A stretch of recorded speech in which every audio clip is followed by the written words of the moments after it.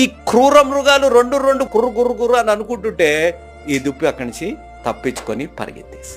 ఈరోజు నేను నా జీవితాల్లో గమనించాను, మన జీవితాల్లో కష్టాలు, శ్రమలు, మనస్పర్ధాలు, భేదాభిప్రాయాలు, అనుమానాలు, వ్యతిరేకత, శ్రమలు ఏమొచ్చినా మనకున్నది ఒకటి, we need to realize there is only hope in our life, and that too by trusting the living God.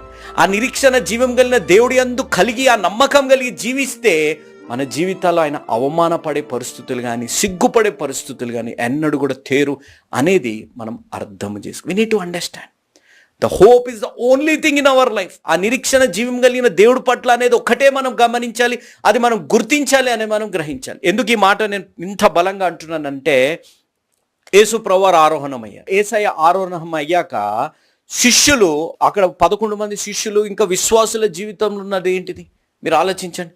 ఇంకా వారు ఏం చేయాలి? మనతోనున్న యేసయ్య ఇక్కడ లేరు,